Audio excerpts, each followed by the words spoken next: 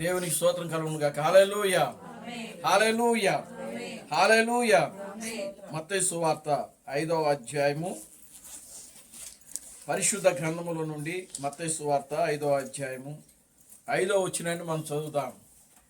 పరిశుద్ధ గ్రంథముల నుండి మత్తయి సువార్త 5వ అధ్యాయము 5వ వచనం. సాత్వికులు ధన్యులు, వారు భూలోకమును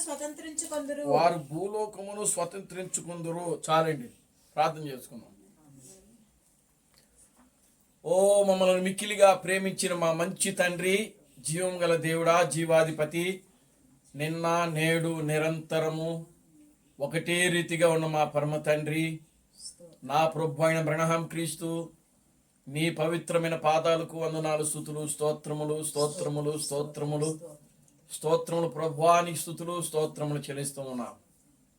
ఇప్పటి వరకు కూడా నాయన ఈ సాయంకాలపు ఆరాధన కార్యక్రమాన్ని ఆశీర్వదకరముగాను దీవెనకరముగాను నీ నామమునకు మహిమకరముగా మీరు జరిగిస్తున్నందుకే మీకు స్తోత్రములు చెల్లిస్తూ ఉన్నాం. పాటల ద్వారా మీరు మహిమ పొందినందుకే మీకు స్తోత్రములు ప్రభువా, సాక్ష్యముల ద్వారా మీరు మహిమ పొందినందుకే మీకు స్తోత్రములు చెల్లిస్తున్నాం. నీ బిడ్డలందరూ మీ సన్నిధిలో ప్రార్థించారు ప్రభువా, వారి ప్రార్థనలు మీరు ఆలకించి జవాబిచ్చినందుకే మీకు వందనాలు, స్తుతులు, స్తోత్రములు ప్రభువా. ఓ నీవు ప్రార్థనలు ఆలకించే దేవుడు నాయన, ప్రార్థనలకు నాయన జవాబిచ్చే దేవుడు ప్రభువా. నీవు ప్రార్థనలు ఆలకించే దేవుడు గనుకనే, ప్రార్థనలకు జవాబిచ్చే దేవుడు గనుకనే ప్రభువా, మేము నీ సన్నిధిలో మీ యొద్దకు మేము సమీపించుచున్నాము తండ్రి. మీకు వందనాలు, స్తుతులు, స్తోత్రము, స్తోత్రము ప్రభువా. ఈ సృష్టిలో నాయన మానవుడికి కావలసిన ప్రతి వనరులు నీవు సమకూర్చి పెట్టావు ప్రభువా. నిశ్చయముగా గాలిని నీవు ఉచితముగా మాకు అనుగ్రహించావు తండ్రి. తండ్రి మీకు వందనాలు, స్తుతులు, స్తోత్రములు ప్రభువా. నీరును ప్రభువా, ఓ వెలుగును ప్రభువా, ఓ నాయనా అదుగునా తండ్రి, ఈ లోకములో ప్రభువా మానవునికి కావలసిన ప్రతి వనరులు ప్రభువా మీరు సమకూర్చి పెట్టారు ప్రభువా. ఓ ప్రభువా, అదిగో ఈనాడు నాయన మానవుడు చేసిన పొరపాటు వల్ల, తప్పిదము వల్ల, పాపము వల్ల నా తండ్రి మేము మరలా వాటన్నిటిని కూడా ప్రభువా ఓ నాయనా మేము ఓ ధనమిచ్చి కొనుక్కోవలసిన పరిస్థితులు ఏర్పడ్డాయి ప్రభువా. మరలా నాయనా మేము వాటన్నిటిని కూడా ప్రభువా ఉచితముగా అనుభవించేటువంటి నాయన ఒక గొప్ప స్థానములోనికి మీరు మమ్మల్ని తీసుకుని రాబోతున్నారు ప్రభువా. అందును బట్టి మీకు స్తోత్రములు చెల్లిస్తున్నాను నాయన. ఒకానొక దినమున నా తండ్రి ఏదేనులో ఆదాము వాటన్నిటిని నాయన ఉచితముగా ఫ్రీగా అనుభవించాడు తండ్రి. ఓ మరలా నా తండ్రి అదే అనుభవంలోనికి, అదే స్థితిలోనికి ప్రభువా మీరు మమ్మల్ని తీసుకుని రాబోతున్నారు తండ్రి. అందును బట్టి మీకు స్తోత్రము చెల్లిస్తున్నాను ప్రభువా. చదవబడిన వాక్య భాగమును మీరు ఆశీర్వదించండి, దీవించండి ప్రభువా. ఈ వాక్య భాగముల నుండి మీరు మాతో మాట్లాడండి నాయన. నీ వాక్యము ద్వారా నాయన మా జీవితాలు సరిచేయండి ప్రభువా. నీ వాక్యము ద్వారా మా ఆత్మీయ జీవితాలు బలపరిచి ముందుకు నడిపించండి. నీ వాక్యము ద్వారా నాయన మాలో ఉన్న ప్రతి రోగాలు, ప్రతి బలహీనతలు, ప్రతి చీకటి కార్యములు ప్రభువా తొలగించి మీరు మహిమ పొందమని మీ సన్నిధిలో ప్రార్థిస్తున్నాను తండ్రి. ఓ జరుగుతున్న కార్యక్రమం అంతట్లో కూడా మీరే తోడుగా ఉండి నడిపించి మీరు మహిమ పొందమని జీవం కలిగిన నా ప్రభు అయిన క్రీస్తు బ్రహ్మను సర్వశక్తి కలిగిన నామములో ప్రార్థించి స్తుతించి వేడుకొనుచున్నాము. ఆమేన్. అందరూ కూర్చోండి.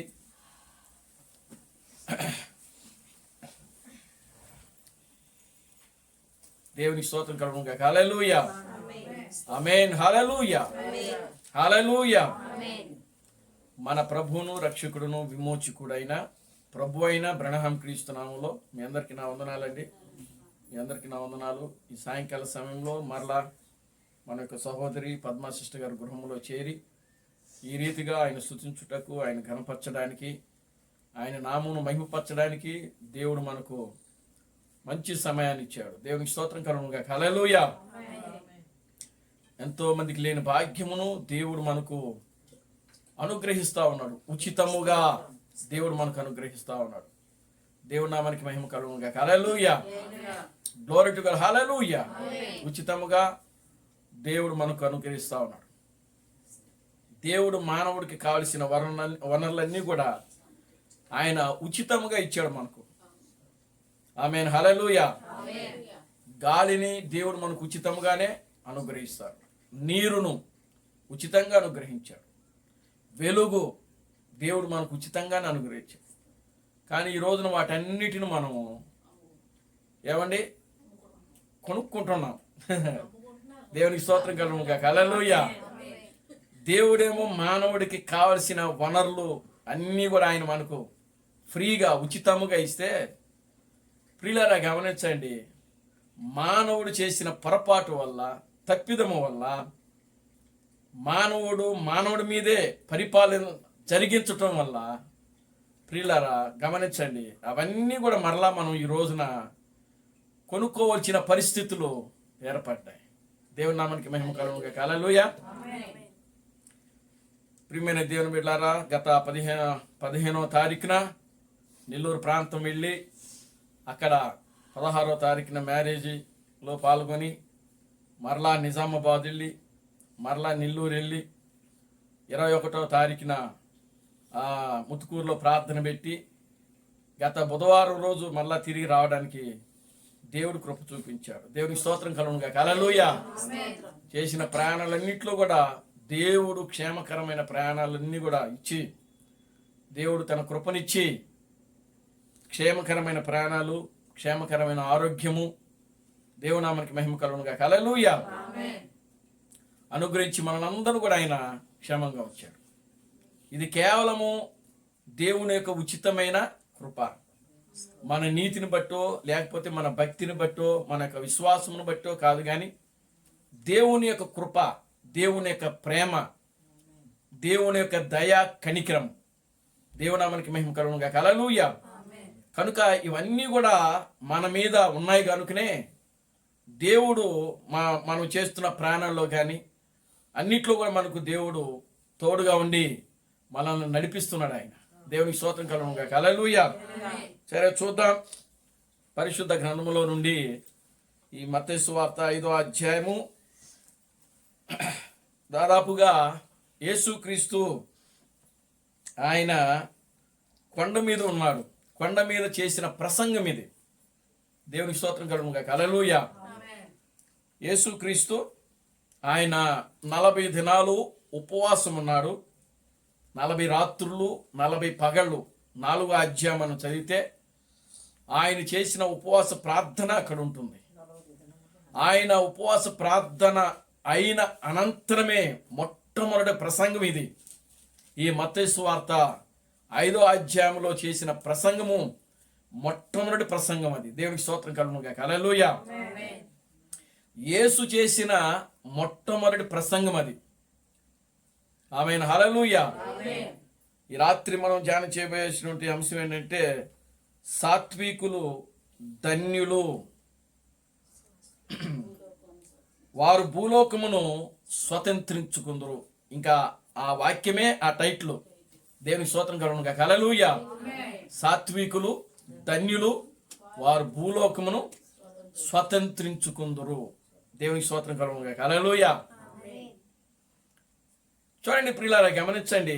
యేసుక్రీస్తు ఆయన 40 దినాలు ఉపవాసం ఉండి 40 పగళ్ళు 40 రాత్రులు ఉపవాసం ఉండి ఆయన ప్రార్థన చేసి, ప్రార్థన ఆయన ఏవేవైతే ఆయన జయించాలి, దేని గురించి అయితే ఆయన ఉపవాసం ఉన్నాడో ఆ దినాలన్నీ కూడా ముగించుకొని అప్పుడు ఆయన ఊర్లోకి వచ్చాడు.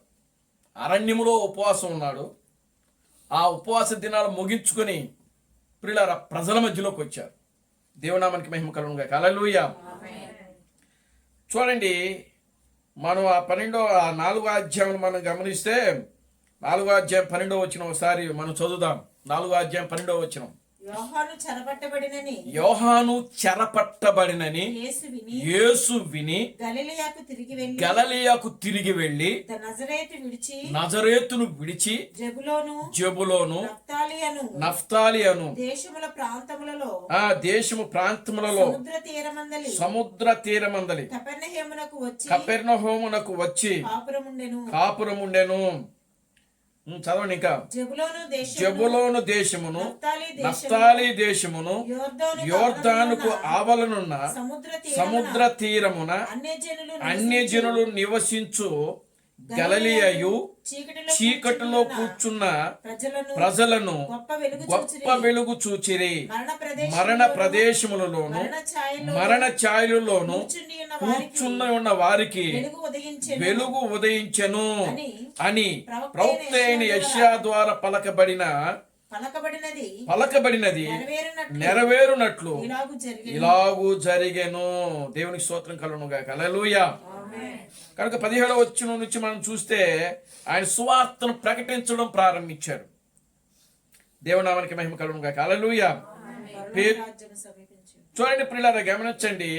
ఆయన 12 మంది శిష్యులను ఏర్పాటు చేసుకోవడం జరుగుతూ ఉంది అక్కడ.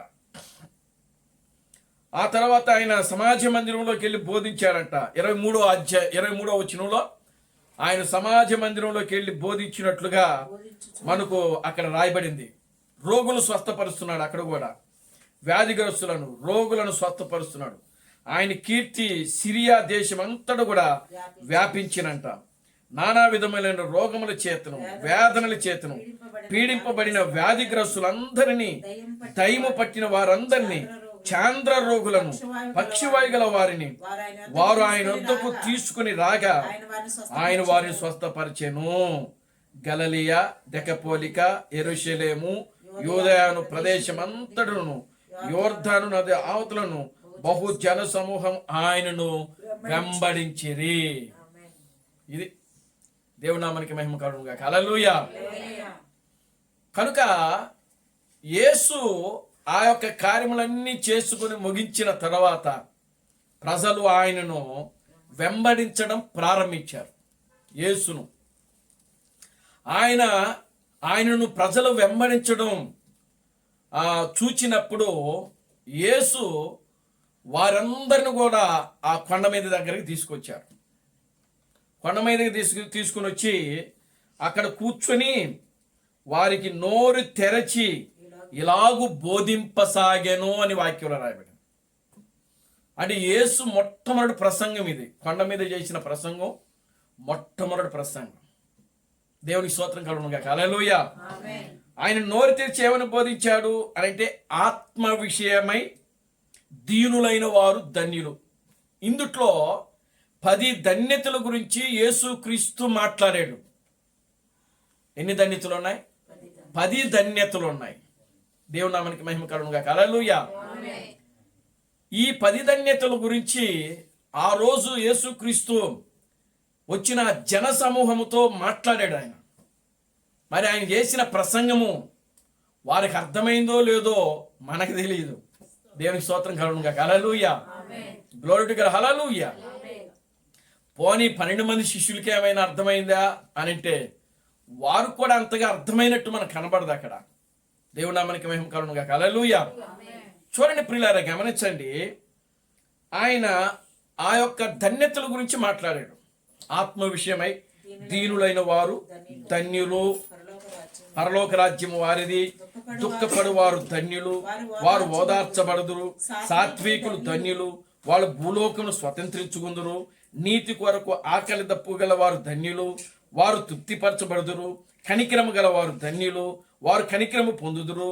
హృదయ శుద్ధి గల వారు ధన్యులు, వారు దేవునిని చూచెదరు. సమాధానపరచు వారు ధన్యులు, వారు దేవుని కుమారులు అనబడుదురు. నీతి నిమిత్తమై హింసించబడు వారు ధన్యులు, పరలోక రాజ్యము వారిది. నా నిమిత్తమై జనులు మిమ్మల్ని నిందించి హింసించి అబద్ధముగా చెడ్డ మాటలు పలుకున్నప్పుడల్లా మీరు ధన్యులు. సంతోషించి ఆనందించుడి, పరలోకమందు మీకు ఫలము అధికమగును అని ఈ విధంగా 10 ధన్యతల గురించి మాట్లాడాడు ఆయన. ఈ 10 ధన్యతల్లో మనం చదివినది 3వ ధన్యతది. దేవునామానికి మహిమ కలుగును గాక. హల్లెలూయా. మనం చదివిన ధన్యత ఎన్నోది? 3. మనం చదివింది ఏంటి? సాత్వికులు ధన్యులు, వాళ్ళ భూలోకమును స్వాతంత్రించుకుందురు. పరిశుద్ధ గ్రంథములో ప్రియులారా గమనించండి, మనకు కనబడేటువంటి సాత్వికుడు ఒక్కడే. గత మధ్యాహ్న సమయంలో కూడా మనం చెప్పుకున్నాం. ఎవరు ఆ సాత్వికుడు? అని అంటే మోషే. చూడండి సంఖ్యాకాండము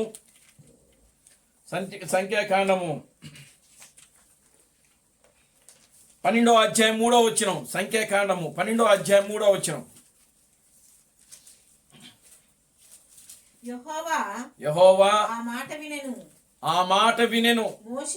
మోషే భూమి మీద ఉన్న వారందరిలో మిక్కిలి సాత్వికుడు. దేవునికి స్తోత్రం కలుగును గాక. హల్లెలూయా. భూమి మీద ఉన్న వారందరిలో కూడా మోషే ఎవరంట? సాత్వికుడు అంట. యెహోవా ఆ మాట విని అంట. అంటే ఏ మాట విన్నాడో పైన ఉంటుంది, ఆయన ఏ మాట విన్నాడో అనేది. కనుక ప్రియులారా గమనించండి, ఆ మాటను గురించి ఇక్కడ మోషే యొక్క ప్రస్తావన వస్తూ ఉంది ఇక్కడ. అంటే మిరియాము అహరోను గురించి అక్కడ ఉంటుంది. వారు వచ్చి ఆ మోషే మీద తిరగబట్టం, ఆ సంభాషణ అంతా ఉంటుంది అక్కడ. అప్పుడు మోషే గురించి దేవుడు చెప్పినటువంటి మాట ఇది. భూమి మీద ఉన్న వారందరిలో కూడా మోషే అంత సాత్వికుడు లేడు. దేవునికి స్తోత్రం కలుగును గాక. హల్లెలూయా. మరి అంత గొప్ప సాత్వికుడు ఆయన.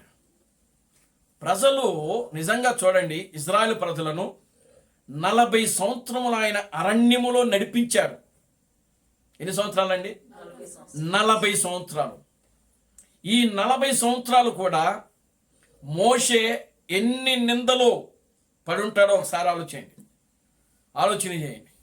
ఎన్ని అవమానాలు భరించి ఉంటాడో ఆలోచన చేయండి.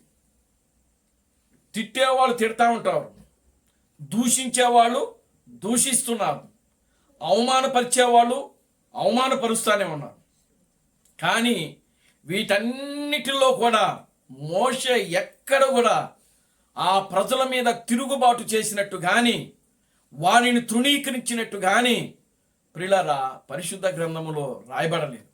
అందుకనే దేవుడు ఏం చేస్తున్నాడంటే, భూమి మీద ఉన్న మనుషులలో మోషే అంటే మిక్కిలి సాత్వికుడు లేడు. దేవుడి నామానికి మహిమ కలుగును గాక. హల్లెలూయా. చూడండి, మోషే యొక్క పరిచర్య 3 భాగాలు. ఆయన 340 బతికాడు. ఆయన 4 పదులు బతికాడు. దేవుని స్తోత్రం కలుగును గాక. హల్లెలూయా. మొదటి 40 సంవత్సరాలు ఐగుప్తులో విద్యను నేర్చుకున్నాడు ఆయన. ఐగుప్తులో పెరిగాడు, పెద్దవాడయ్యాడు. ఐగుప్తు యొక్క విద్య అంతటిలో కూడా ఆయన ప్రావీణ్యత కలిగిన వాడని వాక్యంలో రాయబడింది, హెబ్రీయులకు రాసిన పత్రికలో. ఆ రోజుల్లోనే ఇంజనీర్లు ఉన్నారు, ఈ రోజుల్లో ఇంజనీర్లు కాదు. ఆ రోజుల్లోనే ఇంజనీర్లు ఉన్నారు. ఐగుప్తు యొక్క చదువు అనేది ఆ రోజులో గొప్ప చదువు అది. అందుకనే మోషే ఐగుప్తుల యొక్క చదువులలో ప్రావీణ్యత కలిగిన వాడని వాక్యంలో రాయబడింది. అంత గొప్ప చదువు అది. దేవుడు నామానికి మహిమ కలుగును గాక. హల్లెలూయా. 40 సంవత్సరములు ఆయన విద్యను నేర్చుకున్నాడు, చదివాడు.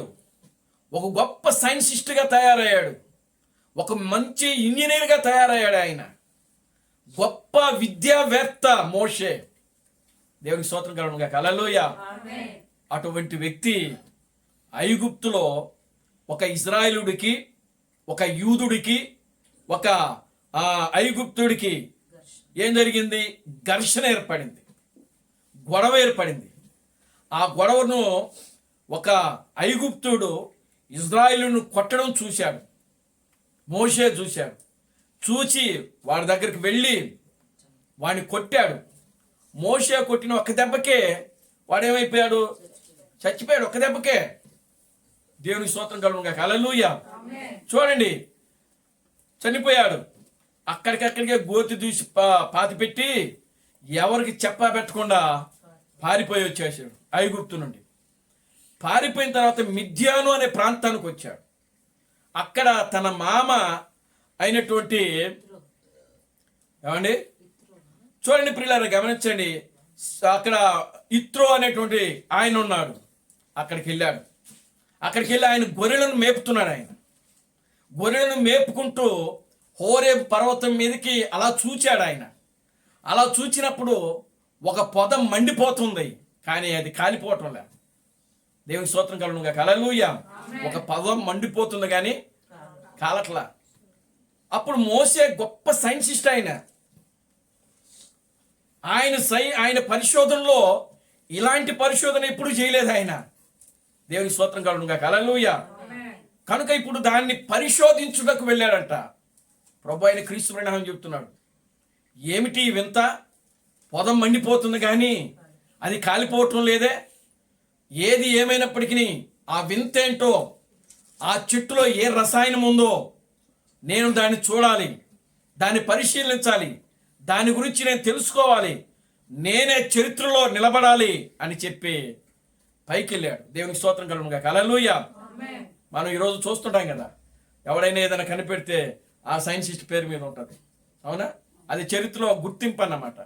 మోషే కూడా అలాగే వెళ్ళాడు. ఆ చెట్టు పొద మండిపోతుంది కానీ అది కాలిపోవటం లేదే, అది ఏ రసాయనముతో ఆ చెట్టు ఉంది అని చెప్పి దాన్ని పరిశోధించుటకు వెళ్ళాడంట.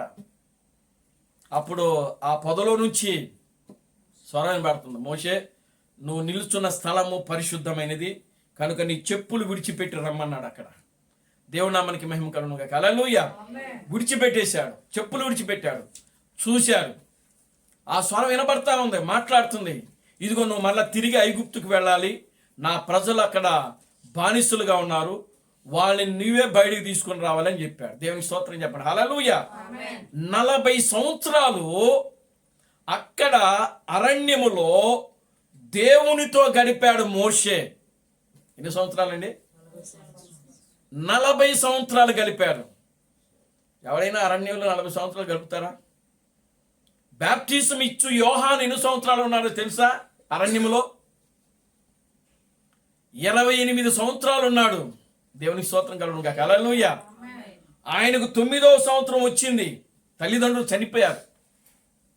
జకరియా గారు, ఎలిజబెత్ గారు వాళ్ళిద్దరూ కూడా చనిపోయారు.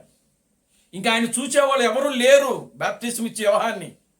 ఆ 9 సంవత్సరాల వయసులో ఆయన ఎక్కడికి వెళ్ళిపోయాడంటే అరణ్యములోకి వెళ్ళిపోయాడు. ఆయన అరణ్యములో 9వ సంవత్సరం నుంచి 30 సంవత్సరాల వరకు కూడా అక్కడే పెరిగాడు ఆయన. దేవునామానికి మహిమ కలుగునుగా. హల్లెలూయా. అంటే ఎన్ని సంవత్సరాలు పెరిగాడు? 21 సంవత్సరం పెరిగాడు అక్కడ అరణ్యములో. ఆమేన్. హల్లెలూయా. ఏమిటి ఆయన ఆహారము? అడిగితేనే మిడతలోని వాక్యం రాయబడింది. ఆయన మిడతలు తిన్నాడు, ఆ యొక్క అడవి తేనెను తాగాడు. పరిశుద్ధ గ్రంథంలో క్లియర్గా రాయబడింది. ఆయన దేవునామానికి మహిమ కలుగునుగా. హల్లెలూయా. మరి మోషే ఏం తిని బతుకుంటాడు? 40 సంవత్సరాలు. ఆయన ఏకంగా 40 సంవత్సరాలు ఉన్నాడు. దేవునామానికి మహిమ కలుగునుగా. హల్లెలూయా. అరణ్యములో పౌలు 3 సంవత్సరాలు ఉన్నాడు ఎడారిలో. ఆయన దేవునికి స్తోత్రం కలుగునుగా. హల్లెలూయా. చూడండి, ఇవన్నీ కూడా భక్తుల యొక్క నివాసము చేసిన ప్రదేశాలు ఇవి. వారు మోషే ఒక 40 సంవత్సరాలు ప్రియులరా అక్కడ ఆయన ఉన్నాడు అని అంటే, అరణ్యములో గడిపాడు అని అంటే ఎలా గడిపారు? ఏమి తిన్నాడు? ఏమి త్రాగాడు? ఎవరితో సహవాసం చేశారు? ఎవరితో గడిపాడు? ఆయన ఒంటరిగా ఎలా ఉన్నాడు అని అంటే ప్రియులరా, ఏ మానవుడు అక్కడ ఒంటరిగా ఉండలేడు. కానీ వాళ్ళు కేవలము ఆత్మ పరవశులై వాళ్ళు అక్కడ ఉంటున్నారు. దేవునికి స్తోత్రం చెప్పండి. Hallelujah. Glory to God. Hallelujah. యోహాను, శిష్యుడైన యోహాను 3 సంవత్సరాలు ఎక్కడున్నారు? పద్మాసు దీవిలో ఉన్నాడు. ఆయన ఎన్ని సంవత్సరాలు ఉన్నాడు? 3 సంవత్సరాలు పద్మాసు దీవి. ఇప్పుడు అండమాన్ నికోబార్ దీవి ఉంటుంది కదా, ఉంది కదా. అండమాన్ నికోబార్ దీవి అంటే ఏంది?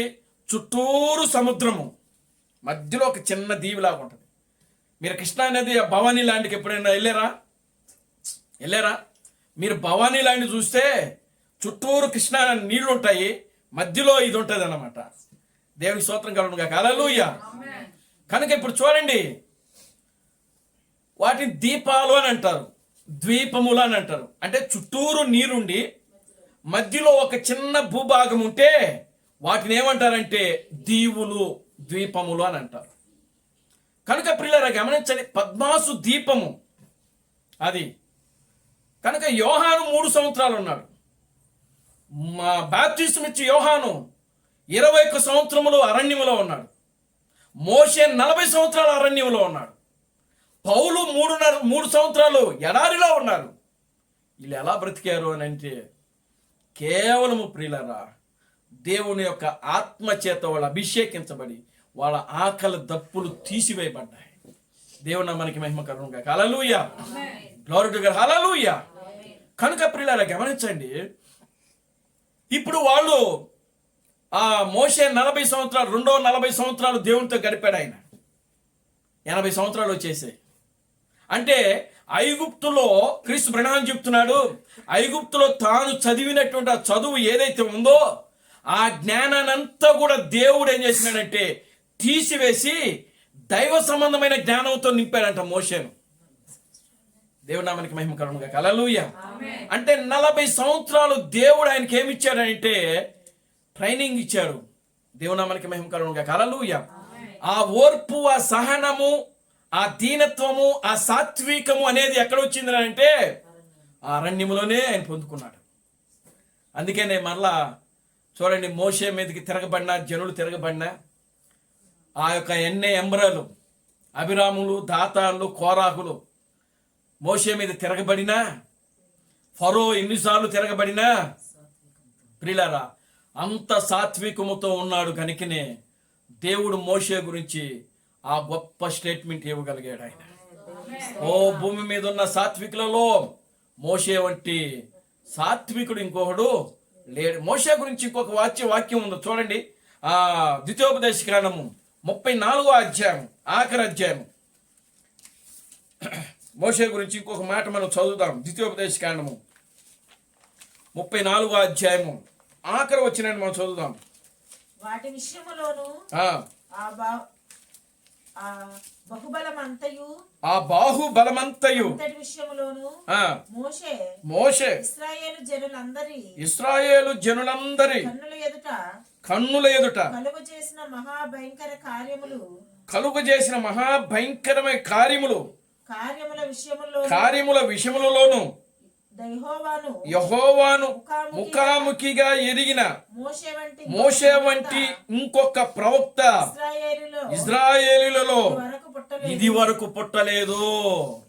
దేవుని స్తోత్రం కలుగును గాక. హల్లెలూయా. అంటే అప్పటి వరకు ప్రవక్తలు ఉన్నారు. నోవాహు ఒక ప్రవక్త, అబ్రహాము ఒక ప్రవక్త. దేవుని స్తోత్రం కలుగును గాక. హల్లెలూయా.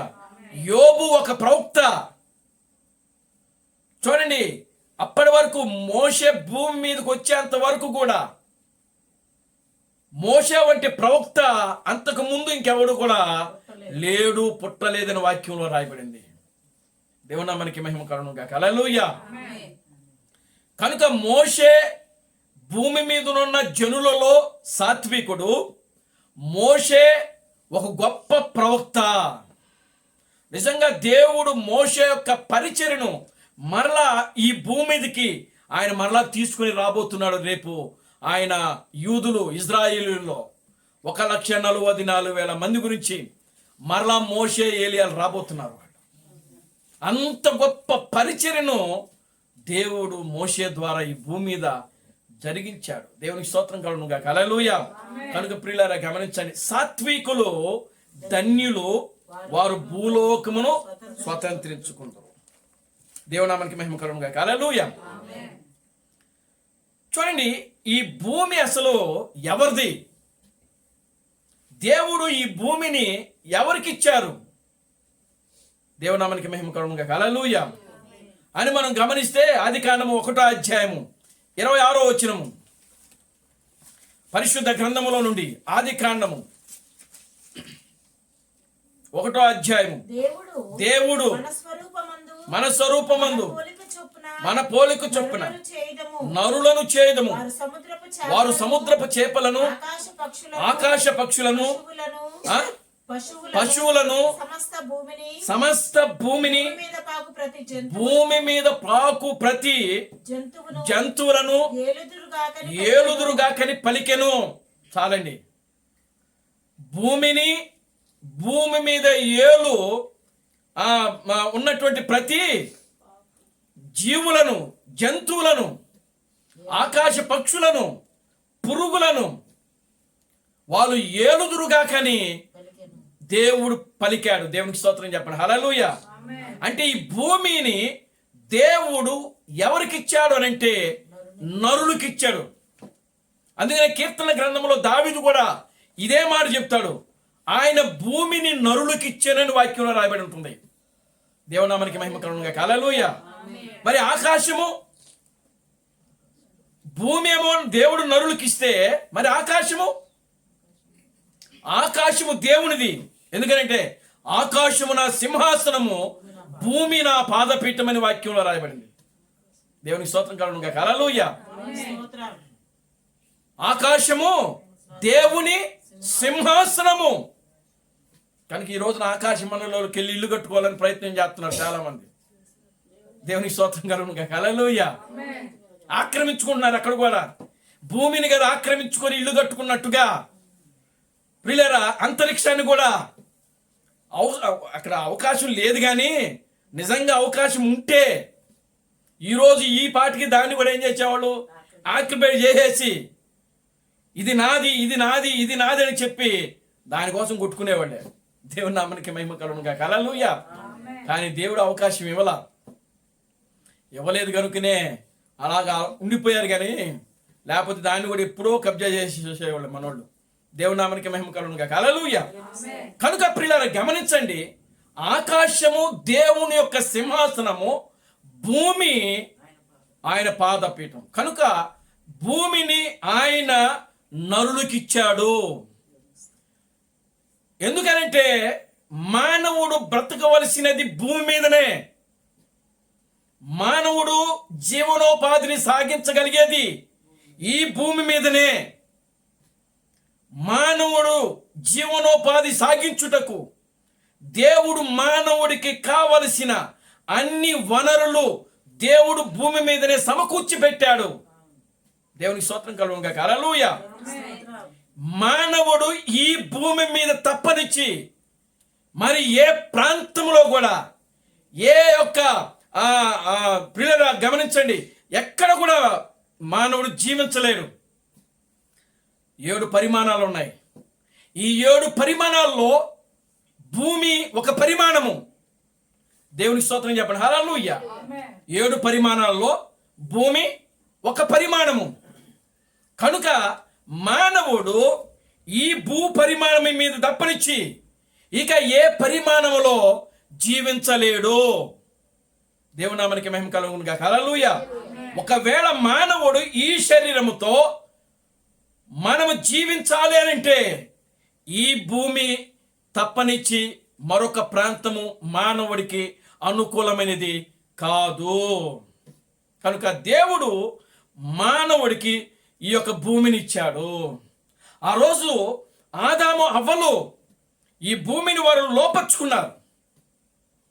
భూమి వాళ్ళ మాట వినింది, సముద్రము వాళ్ళ మాట వినింది, ఆకాశ పక్షులు వాళ్ళ మాట విన్నాయి, జంతువులు వాళ్ళ మాట విన్నాయి. సృష్టిలో ఉన్నటువంటి ప్రతిదీ కూడా ఆదాము అవ్వల మాటలకు లోబడినవే. దేవునామానికి మహిమ కలుగునుగాక. Hallelujah. Glory to God. Hallelujah. మానవుడు సృష్టిని లోపర్చుకున్నాడు. మానవుడు చంద్రుడితో మాట్లాడాడు ఆ రోజుల్లో ఆదాము. ఆకాశ నక్షత్రాలతో మాట్లాడాడు ఆదాము. జంతువులతో మాట్లాడాడు ఆదాము. పక్షులతో మాట్లాడాడు. సముద్రములో ఉన్నటువంటి జల జీవరాశులతో ఆదాము మాట్లాడాడు. సృష్టిలో దేవుడు సృష్టించిన ప్రతిదీ కూడా ఆదాము మాటకు లోబడినట్లుగా వాక్యములో రాయబడింది. దేవునామానికి మహిమ కలుగునుగాక. Hallelujah. Glory to God. Hallelujah. మరి ఎప్పుడైతే ప్రియులారా గమనించండి, ఆదాము పాపము చేశాడో అప్పుడు ప్రియులారా ఈ భూమి ఎవరి చేతిలోకి వెళ్ళిందిరా అంటే సాతానుడి యొక్క చేతిలోకి వెళ్ళింది. Glory to God. హల్లెలూయా. ఇప్పుడు మరలా ఈ భూమిని మనం ఏం చేయాలి? స్వతంత్రించుకోవాలి. అది సాత్వికులు ధన్యులు, వారు భూలోకమును స్వతంత్రించుకుందురు అని వాక్యం. దేవునామానికి మహిమ కలుగునుగాక. హల్లెలూయా. ఆదాము అవ్వలు ప్రియమైన దేవుని బిడ్డలారా, ఇదిగో ఆ అవ్వ పాపం చేసింది. అవ్వ ఎప్పుడైతే పాపం చేసిందో ఆదాము ఆమె చేసిన పాపాన్ని చూచి దేవుడిచ్చిన అధికారాన్ని, దేవుడిచ్చిన ఈ భూమి మీద ఉన్నటువంటి సకలాన్ని ఎవరికి అప్పగిచ్చాడు? సాతానుడి దగ్గరికి వెళ్ళి సాతానుడికి ఇచ్చేశాడు. అందుకనే యేసుక్రీస్తు 40 దినాల ఉపవాస ప్రార్థన ఉన్నప్పుడు అపవాది చేత ఆయన శోధించబడ్డాడు. దేవునికి స్తోత్రం చెప్పండి. హల్లెలూయా.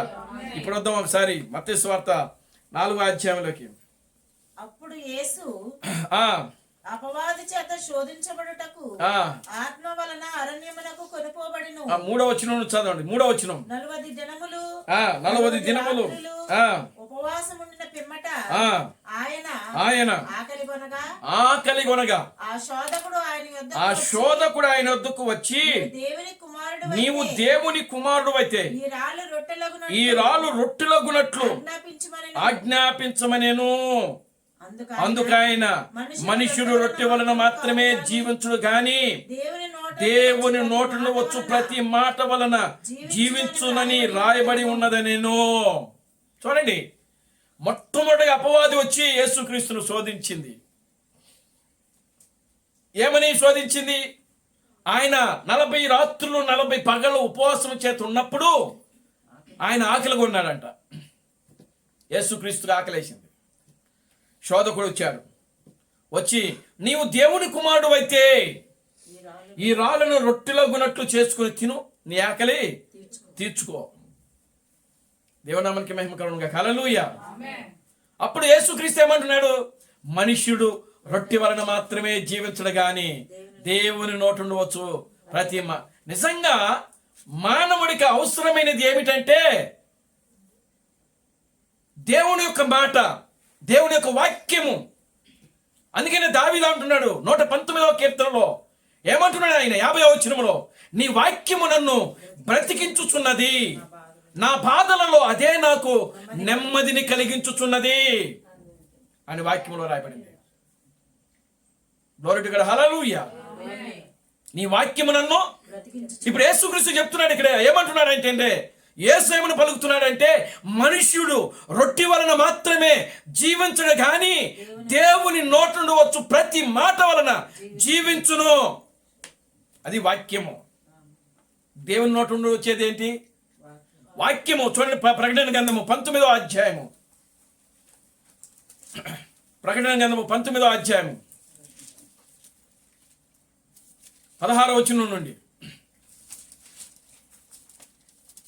సమస్త జనులు రాజులకు రాజును ప్రభువులకు ప్రభువును అను నామము ఆయన వస్త్రము మీదను తొడ మీదను రాయబడి ఉన్నది. చదవండి. మరియు ఒక దూత 14వ వచనం నుండి 14. పరలోకమందున్న సేనలు శుభ్రమైన తెల్లని నార బట్టలు ధరించుకుని తెల్లని గుర్రములెక్కి ఆయనను వెంబడించుచుండిరి. జనములను కొట్టుటకై ఆయన నోటి నుండి వాడిగల ఖడ్గము బయలువెలుచున్నది. ఆయన ఇనుపదండములతో వారిని ఏలును. చాలండి. కనుక ఆయన నోట నుండి ఏం బయలుదేరుతుందంట? వాడిగల ఖడ్గము. అంటే ఆ ఖడ్గము ఏమిటి అని అంటే వాక్యము. వాక్యమే ఖడ్గము. దేవుని వాక్యము సజీవమై బలము గలదై రెండంచులు కలిగినటువంటి వాడి అయినా ఖడ్గము కన్నను.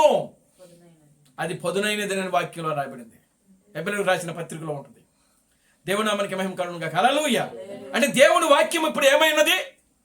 ఖడ్గము. కనుక ఆయన నోటు నుండి ఏం బయలు వెళ్తున్నది?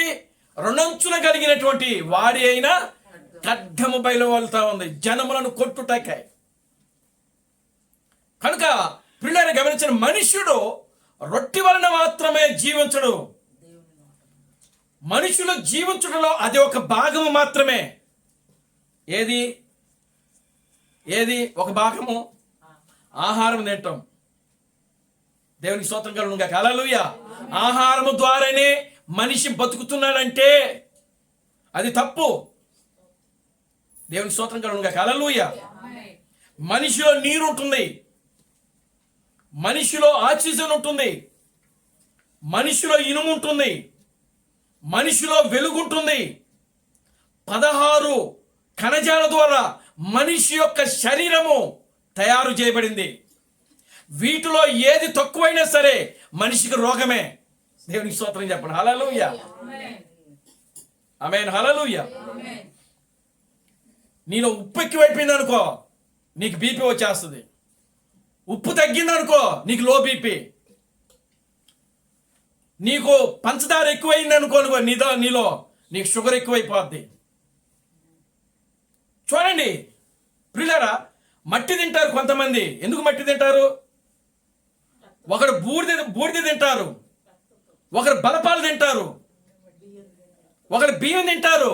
ఎందుకు తింటున్నారు? ఇవన్నీ వాళ్ళలో ఉన్న కణజాలు లోపం అయిపోయి, దేవుడు ఈ మనిషిలో 16 కణజాల ద్వారా సృష్టిస్తే అది వాళ్ళకి తక్కువైపోయి వాళ్ళు ఏం చేస్తున్నారంటే వాటిని తినడం ద్వారా ఆ మనుషుల్లో అది పెరుగుద్ది.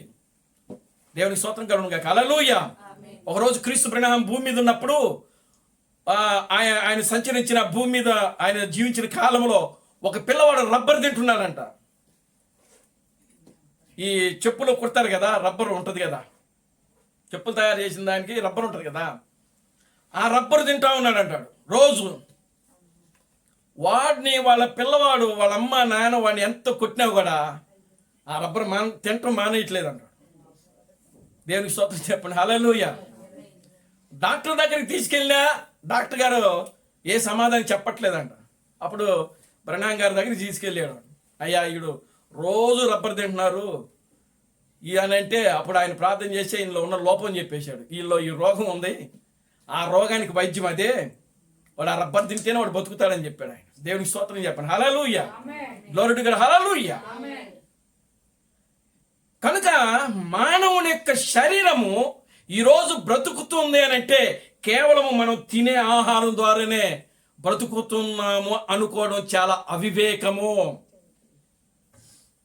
నీలో సూర్యరశ్మి మనిషికి ఎంతో అవసరము, వెలుగు అవసరం మనిషికి. దేవునికి స్తోత్రం కలుగును గాక. హల్లెలూయా. మనిషికి చీకటి కూడా అవసరమే. గ్లోరీ టు గాడ్, హల్లెలూయా. ఎందుకు మనం రాత్రుల్లో పడుకొని నిద్రపోతాం, లైట్లన్నీ ఆపేస్తాం, చీకట్లో పడుకుంటాం. ఎందుకు? ప్రియమైన దేవుని బిడ్డలారా, దేవుడు అనంతుడు ఆయన. అందుకే ఆయన అనంత జ్ఞాని అనేది, మామూలు వ్యక్తి కాదు ఆయన. దేవునామానికి మహిమ కలుగును గాక. హల్లెలూయా. ఈరోజు ప్రియులారా, గొప్ప గొప్ప కార్యాల గురించి మనం మాట్లాడుకుంటున్నాం. మనం ఏ డిగ్రీలు చదివేమా? దేవునామానికి మహిమ కలుగును గాక. హల్లెలూయా. కనుక ప్రియులారా గమనించండి, మానవుడు రొట్టె వలన మాత్రమే జీవించడు. ఆ మాటలో ఎంత అర్థం ఉందో చూడండి. Glory to God, hallelujah. కనుక ప్రియులారా గమనించండి, ఈరోజు మానవుడు జీవిస్తున్నాడు అని అంటే ఈ 16 కణజాల ద్వారా జీవిస్తూ ఉంటాడు. వాటిలో ప్రాముఖ్యమైనది దేవుని యొక్క వాక్యమే. అందుకే ఆయన అంటున్నాడు, మనుష్యుడు రొట్టె వలన మాత్రమే జీవించడు కానీ దేవుని నోటను వచ్చు ప్రతి మాట వలన జీవించును. మనిషికి, ఈ శరీరానికి ఈ 16 కణజాలు ఏ విధంగా అయితే అవసరమో ప్రియులారా గమనించండి. వాటన్నిటికంటే కూడా ప్రాముఖ్యమైనది ఏంటంటే దేవుని యొక్క వాక్యము. తర్వాత చూడండి, ఆయన మళ్ళా రెండోసారి 6వ వచనం, అంతటా అపవాది పరిశుద్ధ పట్టణమునకు ఆయనను తీసుకుని పోయి దేవాలయపు శిఖరమునకు ఆయనను నిలబెట్టి, నీవు దేవుని కుమారుడు అయితే కిందకు దూకు. ఆయన నిన్ను గూర్చి. చూసారా? అంటే అపవాది శోధిస్తుంది ఇక్కడ. దేవునామానికి మహిమ కలుగును గాక. హల్లెలూయా. కనుక ఇప్పుడు చూడండి, ఆ దేవాలయ శిఖరమున మీదకి యేసును తీసుకుని వెళ్ళి, నువ్వు దేవుని కుమారుడు కదా, ఇక్కడి నుంచి దూకేయి. దేవునికి స్తోత్రం కలుగును గాక. హల్లెలూయా. నిజంగా మూర్ఖులు అయితే దూకేస్తారు. యేసుక్రీస్తు మూర్ఖుడు కాదు ఆయన. ఆయన జ్ఞానం కలిగినవాడు, ఆయన సర్వాంతర్యామి. దేవునికి స్తోత్రం కలుగును గాక. హల్లెలూయా. జ్ఞానులకు జ్ఞాని అయిన మహాజ్ఞాని. ఆమేన్, హల్లెలూయా. కనుక ఇప్పుడు ఏమంటున్నాడు ఆయన ఏమంటున్నాడంటే ఆయన అన్న మాటలు చదవండి. ఆయన నిన్ను గూర్చి ఆయన నిన్ను గురించి తన దూతలకు ఆజ్ఞాపించును, నీ పాదం ఎప్పుడైనను రాతికి తగులకుండా వారిని తమ చేతులతో ఎత్తుకొందురు అని వ్రాయబడి ఉన్నదని ఆయనతో చెప్పెను. దేవునికి చదవండి ఇంకా. అందుకు యేసు ప్రభువైన నీ దేవుని నీవు శోధింపవలదని మరొక చోట రాయబడి ఉన్నదని వానితో చెప్పెను. మరలా 8వ వచనం, మరలా అపవాది మిగుల ఎత్తైన కొండ మీదకి ఆయన తోడుకుని పోయి ఈ లోక రాజ్యములన్నిటినీ వాటి మహిమను ఆయనకు చూపి నీవు సాష్టాంగపడి నాకు నమస్కారం చేసిన యెడల వీటన్నిటిని నీకిచ్చేదనని ఆయనతో చెప్పగా, సాతానా పొమ్ము. చాలండి, ఇక్కడ చూడండి, ఇది మనకు చాలా ముఖ్యమైనది. అంటే సాతానుడు చేతిలోకి ఈ భూమి వెళ్ళిపోయింది. యేసును ఆ కొండ శిఖరము మీదకి తీసుకుని వెళ్ళి ఈ లోక రాజ్యములన్నిటిని చూపించిందంట. ఆమేన్, హల్లెలూయా. ఏం చూపించాడండి ఆయన? ఈ లోక మహిమలను, దేవునికి స్తోత్రం కలుగునుగా, హల్లెలూయా. ఈ లోక రాజ్యములన్నిటినీ వాటి మహిమను ఆయనకు చూపి, నిజంగా ఇప్పుడు ప్రజెంట్ ఈ లోకములో ఎవరు పనిచేస్తున్నారు? దయ్యము పని చేస్తున్నది. ఈ లోకమంతా కూడా నటనలతో ఉన్నది. దేవునికి స్తోత్రం కలుగునుగా, హల్లెలూయా. దేంతో ఉన్నది? నటనలతో. ఎందుకు? వాడు నటనధారి, వాడు నటనకు సూత్రధారి సాతానుడు, అపవాది. వాడి యొక్క తంత్రములలో అది ఒక తంత్రము, నటన. కనుక వాడు సూత్రధారి. కనుక చూడండి, ఈ లోకాన్ని ఈరోజు ప్రపంచంలో ఉన్నటువంటి ప్రతి దాని వాడే ఏర్పాటు చేస్తున్నాడు. అన్ని రంగాలలో సాతానుడే ఉన్నాడు. అందుకనే యేసుక్రీస్తును ఆ కొండ మీదకి తీసుకుని వెళ్ళి వాటి మహిమను చూపించాడంట. దేవునికి స్తోత్రం కలుగునుగా, హల్లెలూయా. ఏటి మహిమ? ఈ లోకములో ఉన్నటువంటి మహిమ. మరి ఏం మహిమ ఉందో? బట్టలు ఇప్పుకొని తిరగటంలో అది మహిమ. యేసుక్రీస్తు ఆ మహిమను చూచాడు ఆయన. దేవునికి స్తోత్రం కలుగునుగా, హల్లెలూయా. ఈరోజు టీవీలో వస్తున్న ప్రతి ప్రోగ్రాం చూడండి, ఎలా ఉంటున్నాయి కార్యక్రమాలు. యేసు ఆ కార్యక్రమాలు చూచాడు ఆ రోజున, కానీ వాటికి ఆయన పడిపోలా. దేవునికి స్తోత్రం కలుగునుగా, హల్లెలూయా. వాటి మహిమలు ఆయనకు చూపించాడంట. దయ్యము యొక్క మహిమ, సాతానుడు యొక్క ప్రభావము, వాడి యొక్క కార్యాలు ఈ రోజున ప్రపంచము ఏలుతుంది. ఆ కార్యాలన్నిటినీ ఆయనకి చూపించి ఇవన్నీ నీకు ఆయనకి ఎందుకు అసలు అయ్యి? ఆయనకు అవసరమా? దేవునామానికి మహిమ కలుగునుగా, హల్లెలూయా. గ్లోరీ టు గాడ్, హల్లెలూయా. ఆయన ఒక్క చిటికేస్తే పరలోకం సైన్యం దిగుద్ది అక్కడ. ఆమేన్, హల్లెలూయా. పరిశుద్ధుడు పరిశుద్ధుడని గాన ప్రతిగానాలతో నాట్యం ఆయన ముందు కనబడుతుంది అక్కడ. దేవదూతలు, సెరూపులు, కెరూబులు, గ్లోరీ టు గాడ్, హల్లెలూయా. ఓ పరిశుద్ధుడు పరిశుద్ధుడు పరిశుద్ధుడని గాన ప్రతిగానాలతో అక్కడ స్తుతింపబడతా ఉన్న వ్యక్తి ఇప్పుడు ఈ లోక మహిమను చూస్తా ఉన్నాడు అక్కడ. అప్పుడు ఆయన అంటున్నాడు, ఇదిగో నీ దేవునికి మాత్రమే మొక్కి ఆయనను మాత్రమే సేవింపవాలనని నీ వెరుగువా? దేవునామానికి మహిమ కలుగునుగా, హల్లెలూయా. ఓ అపవాది, నీవు నన్ను శోధించుకొని చెప్పి అపవాదిని గద్దించాడు ఆయన. సాతానా పొమ్ము. దేవునామానికి మహిమ కలుగునుగా, హల్లెలూయా. అపవాదిని గద్దించాడు, అపవాదిని ఎదిరించాడు యేసు. వాక్యంలో రాయబడింది, అపవాదిని ఎదిరించుడి, వాడి మీద నుండి పారిపోతాడు.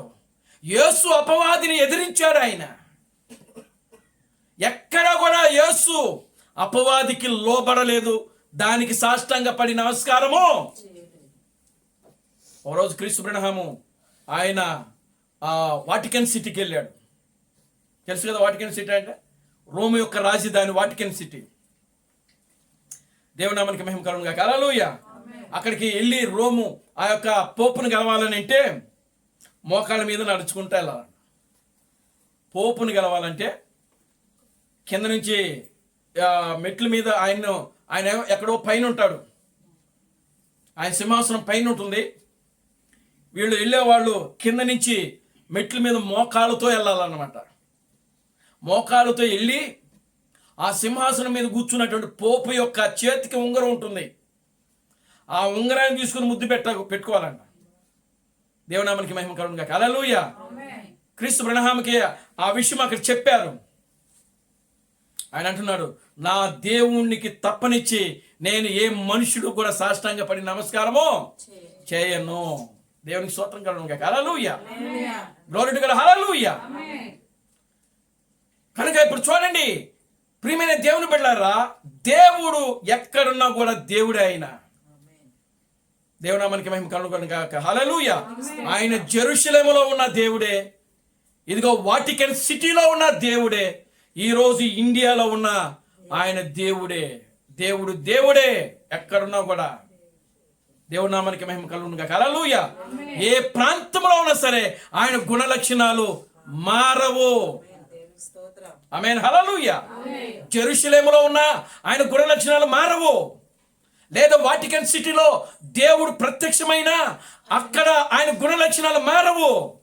లేదా ఇండియాలో దేవుడు ప్రత్యక్షమైన ప్రియులారా ఆయన గుణ లక్షణాలు మారవు. ప్రపంచవ్యాప్తంగా రేపు 700 మంది క్రీస్తులు రాబోతున్నారు. ఈ 700 మంది క్రీస్తులలో ఒకే గుణ లక్షణాలు ఉంటాయి. దేవునామానికి మహిమ కలుగును గాక. హల్లెలూయా. కనుక సాత్వికులు భూలోకమును స్వతంత్రించుకుంటారు. ఇప్పుడు యేసు దేనికి వచ్చాడో తెలుసా? దేనికి వచ్చాడు ఆయన అని అంటే, అపవాది చేతిలో ఉన్నటువంటి ఈ భూలోకాన్ని ఆయన స్వాధీనపరచుకోవడానికి వచ్చాడు ఆయన. ఆమేన్. హల్లెలూయా. మరి స్వాధీనపరచుకున్నాడా అని అంటే నిజంగా నిశ్చయముగా యేసు దానిని స్వాధీనపరచుకున్నాడు.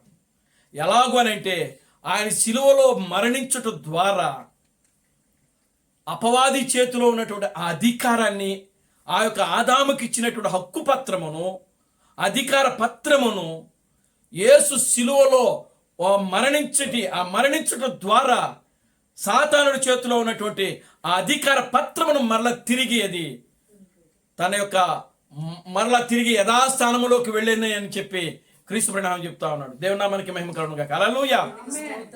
ఇప్పుడు మానవుడిని ప్రియులారా అయితే పూర్తిగా మానవుడు దీన్ని లోపరుచుకోవాలి.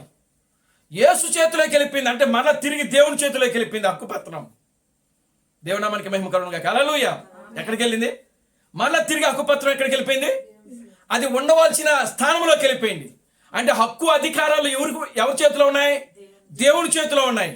కానీ దేవుని చేతిలో ఉన్న అధికారం ఎవరికి ఇచ్చాడు? ఆదాముకి ఇచ్చాడు. కానీ ఆదాము దాన్ని ఏం చేశాడు? తాకట్టు పెట్టుకున్నాడు. అంటే సాతాను చేతిలోకి వెళ్ళిపోయింది. ఇప్పుడు సాతాను చేతిలో నుంచి అది మరలా తిరిగి ఎక్కడికి వెళ్ళిపోయిందంటే దేవుని చేతిలోకి వెళ్ళిపోయింది. ఇప్పుడు దేవుని చేతిలో నుంచి మరలా ఎవరి దగ్గరికి రావాలంటే మానవుడి చేతిలోకి రావాలా. అది దేవునామానికి మహిమ కలుగును గాక. హల్లెలూయా. Glory to God. హల్లెలూయా.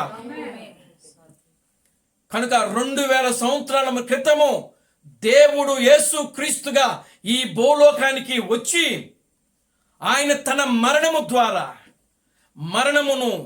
తన యొక్క మరణము ద్వారా సమాధిని, పాతాళమును ఆయన జయించి తిరిగి లేచాడు. సాతాను చేతిలో ఉన్నటువంటి అధికార పత్రమును తీసుకొని ఆయన ఆరోహణమైపోయాడు. దేవుని నామానికి మహిమ కలుగును గాక. హల్లెలూయా. అధికారం పత్రమును ఆయన తీసుకొని వెళ్ళిపోయాడు ఆయన. కనుక ప్రియులారా గమనించండి, ఆ అధికార పత్రమును 2000 సంవత్సరముల తర్వాత ప్రియులారా మొట్టమొదటి తీసుకున్న వ్యక్తి ఎవరంటే క్రీస్తు ప్రణామం. దేవునామానికి మహిమ కలుగును గాక. హల్లెలూయా. అందుకే ఆయన సృష్టిని శాసించగలిగాడు. ఆయన సృష్టిని లోపరుచుకోగలిగాడు క్రీస్తు ప్రణామం. ఇదిగో ఆయన యొక్క ఆ పర్వతం మీదకి వెళ్ళినప్పుడు మంచు తుఫాన్ రాబోతుందని ఆ రేడియో వర్తమానాలు విన్నాడు ఆయన.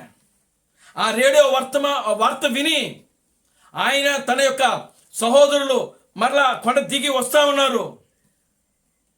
కానీ ఆయన స్వరం వినబడింది, ఇదిగో నీవు దానిని లోపరుచుకోగలవు. దేవుని స్తోత్రం కలుగును గాక. హల్లెలూయా. మరలా తిరిగి ఆయన ఆ కొండ శిఖరమునకు వెళ్ళి ఆ దట్టమైనటువంటి మేఘాలు కమ్మేసేసేసాయి. మరో కొద్ది క్షణాల్లో, కొద్ది సెకండ్లలో ఆ మంచు తుఫాను రాబోతా ఉన్నది. కానీ ఆయన పలికాడు. ఆయన దేవుని స్తోత్రం కలుగును గాక. హల్లెలూయా. ఆయన పలికాడు. ఎప్పుడైతే ఆ మంచు తుఫానును గద్దించాడో ఆ మేఘాలన్నీ కూడా పిల్లలు మరలా తిరిగి యథాస్థానంలోనికి వెళ్ళిపోయినాయి. సృష్టిని లోపరుచుకున్నాడు ఆయన. గాలిని, సముద్రమును లోపరుచుకున్నాడు. క్రీస్తు ప్రణామం. దేవునామానికి మహిమ కలుగును గాక. హల్లెలూయా. ఎందుకంటే మానవుడి చేతికి అధికారం ఇవ్వబడింది. ఈరోజు ప్రియులార పెండ్లి కుమార్తెకు కూడా అదే అధికారము ఇవ్వబడింది.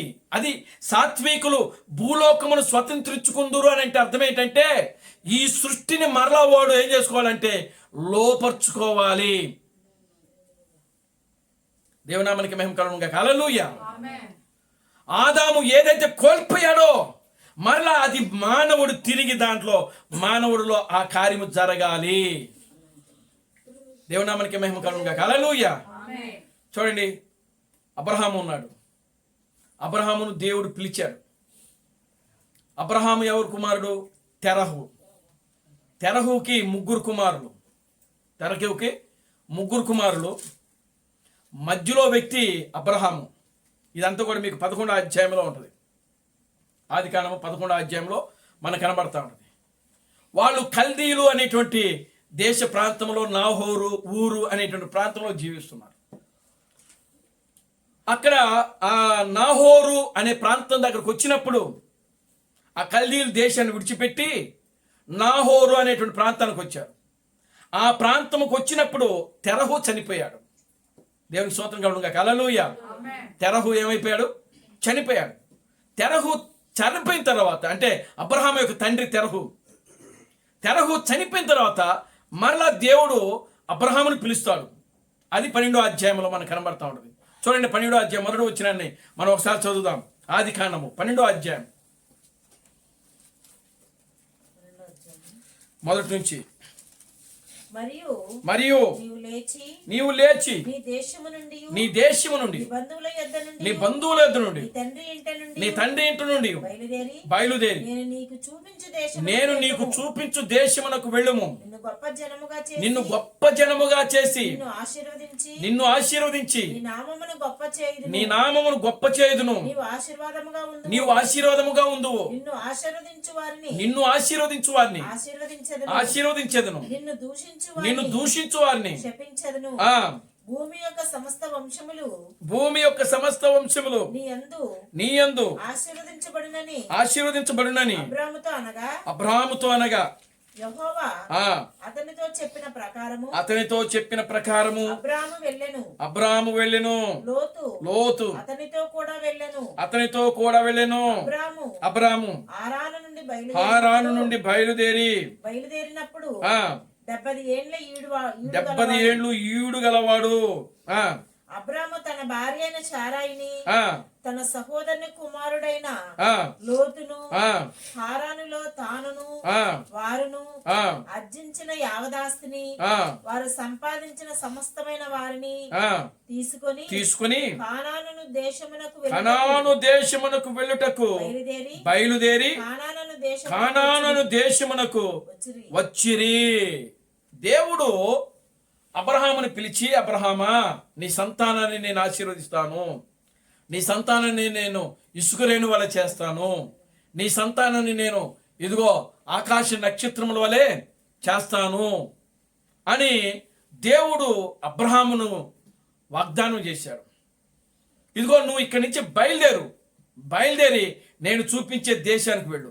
ఆ దేశం ఏదైనా కనాను. ఇప్పుడు పాలస్తీనాగా పిలువబడుతున్న కనాన్. అది దేవునామానికి మహిమ కలుగును గాక. హల్లెలూయా. ఇప్పుడు పాలస్తీనాగా పిలువబడుతున్న కానాను. కనుక ఈ యొక్క పాలస్తీనా అనేది, ఈ కనాను అనేది దేవుడు ఎవరికి ఇచ్చాడు అని అంటే ప్రియులారా గమనించండి, అబ్రహాముకి ఇచ్చాడు. అబ్రహామును తీసుకుని వచ్చి కనానులో మధ్య భాగములో మిడిల్ ఈస్ట్లో నిలబెట్టి, అబ్రహామా ఇక్కడ నిలబడు, ఇక్కడ నిలబడి చూడు, ఇక్కడ నిలబడి చూడు, నీ కనుచూపు మేరకు, లేదా నువ్వు ఎంతైతే నడవగలిగినంత వరకు నీదే, ఈ భూభాగం అంతా కూడా నీదే. దేవునికి స్తోత్రం చెప్పండి. హల్లెలూయా, గ్లోరీ టు గాడ్, హల్లెలూయా.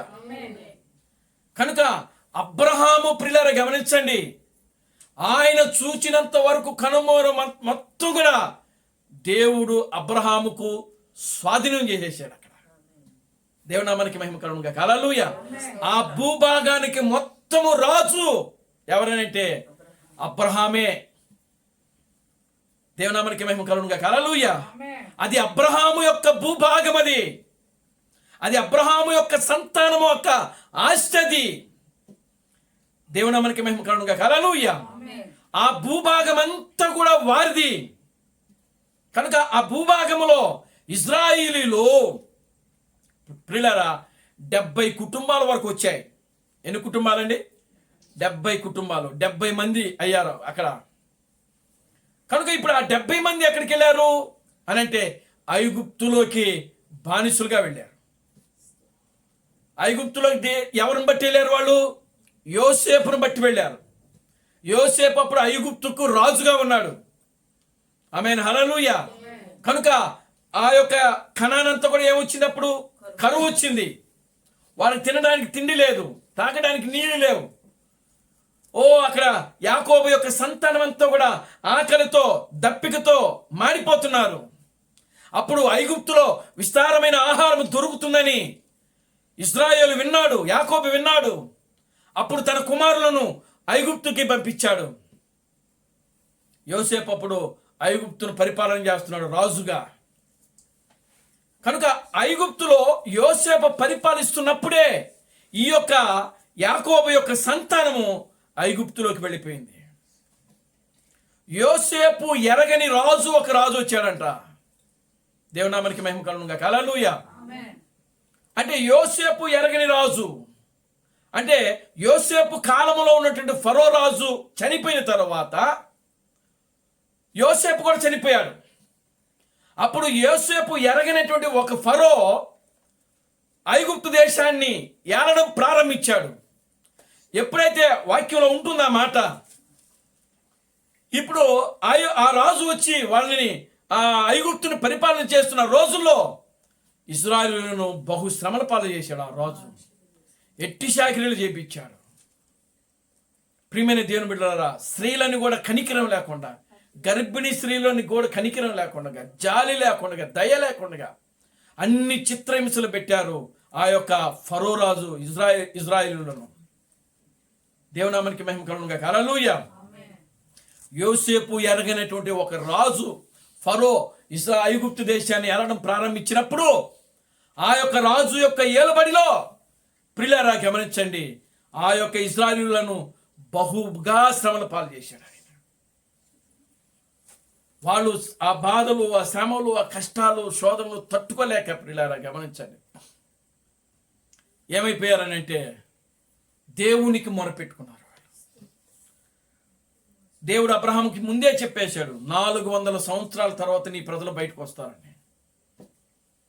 400 సంవత్సరాల సమయం అయిపోయింది. వాళ్ళ విమోచకుడు ఇంకా అక్కడ రాలా. దేవునామానికి మహిమ కలుగునుగా. హల్లెలూయా. 430 సంవత్సరాల తర్వాత వాళ్ళ విమోచకుడిని దేవుడు పుట్టించాడు అక్కడ. దేవునామానికి మహిమ కలుగునుగా. హల్లెలూయా. దేవుడు వారి మధ్యలోకి తీసుకుని వెళ్ళాడు. ఎవరిని? ఆ యొక్క మోషేను తీసుకుని వెళ్ళాడు. ప్రియమైన దేవుని బిడ్డలారా, మోషే ద్వారా వాళ్ళకి బయటకు వచ్చారు. ఇప్పుడు వాళ్ళ భూభాగాన్ని వాళ్ళు ఏం చేసుకోవాలి? స్వతంత్రించుకోవాలి. దేవుని నామానికి మహిమ కలుగునుగా. హల్లెలూయా. వాక్యం చెప్తుంది, ఏమని చెప్తుంది? సాత్వికులు ధన్యులు, వాళ్ళ యొక్క భూలోకమును స్వతంత్రించుకుంటారు. వాళ్ళ భూమిని వాళ్ళు స్వతంత్రించుకుంటారు. వాళ్ళ ఆస్తిని వాళ్ళు పొందుకుంటారు. ఆమేన్, హల్లెలూయా. కనుక వాళ్ళ ఆస్తిని వాళ్ళు దక్కించుకోవాలంటే వాళ్ళు ఎలా పోరాడుతున్నారు అని అంటే సాత్వికముతో. నిజంగా మోషే ఓ 40 సంవత్సరాలు మరల అరణ్యములో ఆయన ప్రయాణం చేశాడు. ఓ ప్రియమైన దేవుని బిడ్డ చూడండి, ఆ కానాను వాళ్ళ యొక్క భూమి, వాళ్ళ యొక్క స్వాస్థ్యము, వాళ్ళ యొక్క ఆస్తి వాళ్ళు సంపాదించుకోవడం కోసము ఇక్కడ ఎన్నో యుద్ధాలు చేయాల్సి వచ్చింది. వాళ్ళ జీవితంలో ఎన్నో కష్టాలు పడాల్సి వచ్చింది. ఓ నిందలు, అవమానాలు, ఎన్నో రాజులను ఓడించుకుంటూ వెళ్ళాల్సి వచ్చింది. మరణాన్ని ఎదిరించాల్సి వచ్చింది. వాళ్ళు దేవుని నామానికి మహిమ కలుగునుగాక. హల్లెలూయా. చూడండి ప్రియులారా, సాత్వికులు ధన్యులు, వాళ్ళు భూలోకమును స్వతంత్రించుకుంటారు. వాక్యంలో రాయబడింది, అబ్రహాము కనానును స్వాధీనం చేసుకున్నాడు ఆయన. దేవుని నామానికి మహిమ కలుగునుగాక. హల్లెలూయా. ఓ అబ్రహాము అనగా అర్థం ఏంటి? జనములకు తండ్రి అని అర్థం. అనేక జనములకు తండ్రి అని అర్థం. కనుక ప్రియులారా గమనించండి, ఆయన ఆ భూభాగాన్ని స్వాధీనం చేసుకున్నాడు. ఆ భూభాగంలో నుంచి మరలా 400 సంవత్సరాలు బానిసలుగా ఉన్నారు ఇశ్రాయేలీయులు. 400 సంవత్సరాల తర్వాత మరలా వాళ్ళు బయటకు వచ్చి దేవుడు అబ్రహాముకు ఏ భూభాగం అయితే ఇచ్చాడో మరలా తిరిగి ఆ భూభాగాన్ని వాళ్ళు ఏం చేసుకున్నారంటే స్వాధీనపరుచుకున్నారు. దేవుని నామానికి మహిమ కలుగునుగాక. హల్లెలూయా. ప్రియులారా, 2000 సంవత్సరాల క్రితం యేసుక్రీస్తు జెరూషలేముకు ప్రత్యక్షమైనప్పుడు, జెరూషలేం అంటే యెరూషలేములో ఆయన ప్రత్యక్షమైనప్పుడు, అప్పుడు ఆ యొక్క ఇజ్రాయెల్ దేశంలో అక్కడ ఏముందనంటే ప్రియులారా, యెరూషలేము యొక్క దేవాలయం ఉంది. అక్కడ ఇప్పుడు పాలస్తీనాగా పిలువబడుతున్నటువంటి ఆ స్థలములో అక్కడ ఏముందంటే మందిరము. ఆ మందిరం పేరేంటో తెలుసా? పాత నిబంధనలో దాన్ని ఏమని పిలిచారో తెలుసా? షీలోహు అని పిలిచారు. దాన్ని ఏమని పిలిచారు? షీలోహు. షీలోహు అని అంటే దేవుని యొక్క నివాస స్థలము అని అర్థం. ఆమేన్. హల్లెలూయా. హన్న అక్కడికే వెళ్ళి ప్రార్థన చేసి సమయంలో కన్నది. Glory to God. హల్లెలూయా. షీలోకు వెళ్ళి అది అక్కడ గుడారం ఉన్నది. అప్పట్లో సమయంలో యొక్క కాలములో అక్కడ ఏమున్నది? ఒక గుడారం ఉన్నది. ఆ గుడారములోకి వెళ్ళి వాళ్ళు ప్రార్థన చేశారు. దాని పేరు షిలోహు. షిలోహు అనక దేవుడు యొక్క నివాస స్థలం అని అర్థం. దేవుని నామానికి మహిమ కలుగునుగాక. హల్లెలూయా. ఆ షిలోకు ఆ గుడారం తీసివేసి, ప్రియులారా గమనించండి, సొలొమోను యొక్క కాలములో అది మందిరముగా కట్టబడింది. దేవుని నామానికి మహిమ కలుగునుగాక. హల్లెలూయా. ఎజ్రా, నెహెమియా వారి కాలంలో దానికి పునాది వేశారు. సొలొమోను వచ్చి దాన్ని ఏం చేశారంటే మందిరంగా కట్టి ఏర్పాటు చేశారు. దానిలో ఆ మందిరము అది ఎప్పటి వరకు ఉన్నది అని అంటే యేసుక్రీస్తు భూమి మీదకి వచ్చేంత వరకు కూడా అదే ఆ మందిరం ఉన్నది. అందుకనే దాని కట్టడాలన్నీ కూడా పేతురు, యోహాన్లు యేసుక్రీస్తుకి ఏం చేస్తున్నారంట? వివరించారంట. మన పితరుడు ఆ సొలొమోను ఇన్ని సంవత్సరాలు కట్టాడు, బంగారంతో కట్టాడు, అలా కట్టాడు, ఇలా కట్టాడు. అప్పుడు యేసుక్రీస్తు ఏమన్నాడు? మీరు ఈ కట్టడల గురించి చెప్పుకుంటున్నారు కదా, ఇదిగో దీని మీద రాతి అయిన రాయి నిలబడదు, ఇది కూలిపోద్ది. కనుక యేసుక్రీస్తు ఆ ప్రవచించిన ప్రవచనం తర్వాత ప్రియులారా గమనించండి, ఆ ప్రవచించిన తర్వాత అదే మొదటి శతాబ్దంలో 70వ సంవత్సరంలో టైటస్ అనేటువంటి రాజు ఇజ్రాయేలును ముట్టడించాడు. మరలా ఆ యొక్క టైటస్ రాజు చేత యెరూషలేములో ఉన్నటువంటి ఆ దేవాలయం ఏమైపోయింది? పడద్రోయి పడిపోయింది. మొత్తం దాన్ని ఏం చేశాడంటే కోలగొట్టేసేసాడు. దేవునామానికి మహిమ కలుగునుగాక. హల్లెలూయా. కోలగొట్టి వెళ్ళిపోయాడు ఆయన. వెళ్ళిపోయిన తర్వాత దాన్ని ఎవరు స్వాధీనం చేసుకున్నారంటే మన సహోదరులు ముస్లిమ్స్ దాన్ని స్వాధీనం చేసుకున్నారు. దేవునికి స్తోత్రం కలుగునుగాక. హల్లెలూయా. దాన్ని స్వాధీనం చేసుకుని అక్కడ ఏం కట్టారు అని అంటే మసీదు కట్టారు. ఇప్పుడు తాజ్మహల్ ఉంది. ఎంతో మంది వెళ్ళి దాన్ని చూస్తూ ఉంటారు. అదేంటో తెలుసా? అది ఒక మసీదు. దేవునికి స్తోత్రం కలుగునుగాక. హల్లెలూయా. హైదరాబాద్లో చార్మినార్ ఉంది. ఏంటిది? అది మసీదు. అది దేవునికి స్తోత్రం కలుగునుగాక. హల్లెలూయా. ఆ రోజుల్లో మొఘలు నైజాములు పరిపాలించిన కాలంలో ప్రియులారా ఇవన్నీ కూడా కట్టబడ్డాయి. చూడండి ప్రియులారా గమనించండి, అలాగునే ఇజ్రాయేల్ దేశంలో కూడా వారు ఏం చేశారంటే ఈ యెరూషలేము యొక్క దేవాలయము ఏ స్థలములో అయితే ఉన్నదో ఆ స్థలములో వాళ్ళు ఏం చేశారంటే మసీదు కట్టేశారు. ఇప్పుడు యుద్ధం ఎందుకు జరుగుతుంది అని అంటే ఆ మసీదును తొలగించి మరలా అక్కడే దేవాలయం కట్టాలని ఆ యొక్క బెంజమిన్ నెతన్యాహు యొక్క ఆలోచన. దేవునికి స్తోత్రం చెప్పండి, హల్లెలూయా. అది మా భూభాగము. అది ఎవరిదండి? మా భూభాగము. మా పితరుడైనటువంటి అబ్రహాము ఈ ప్రాంతంలో నిలబడి బలిపీఠం కట్టిన ప్రాంతం అది. అబ్రహాము మొట్టమొదటిగా బలిపీఠం కట్టిన ప్రాంతం అది షిలోహు. దేవుని నామానికి మహిమ కలుగును గాక, హల్లెలూయా. ఓ పిల్లలు గమనించండి, అక్కడ ఆ బలిపీఠం కట్టి అబ్రహాం ఎక్కడైతే బలిపీఠం కట్టాడో ఆ బలిపీఠం కట్టిన దగ్గరనే ఓ మందిరం కట్టబడింది ఈ రోజున. ఆ రోజుల్లో ఇప్పుడు ఆ మందిరం కూల్చబడింది. అక్కడ ఒక మసీదు ఉన్నది. ఇప్పుడు ఆ మసీదును తొలగించి ప్రియులారా మందిరం కట్టాలని అన్న దాని గురించే ఇప్పుడు ఇజ్రాయేల్ ఏం చేస్తుందంటే ఆ భూభాగం కోసం ఏం చేస్తుంది? యుద్ధం చేస్తుంది, పోరాటాలు చేస్తాం. దేవునామానికి మహిమ కలుగును గాక, హల్లెలూయా. 47 దేశాలు ఇజ్రాయేలుకు వ్యతిరేకంగా ప్రియులారా పోరాటం జరుగుతూ ఉంది. ఏది ఏమైనప్పటికీ వాళ్ళ భూభాగాన్ని వాళ్ళు స్వతంత్రం తెచ్చుకోవాలి. ఆమేన్, హల్లెలూయా. మన భూభాగం ఏంటి? ఈ ప్రపంచమే మన భూభాగం. దేవునామానికి మహిమ కలుగును గాక, హల్లెలూయా. మనం ఆత్మీయంగా ఈ సృష్టిని మనం లోపరుచుకోవాలి. అది ఇజ్రాయేలు కదా, ఆ కనాను గురించి, ఆ పాలస్తీనా ఆ స్థలము గురించి ఒప్పుకోవట్లే ఆయన.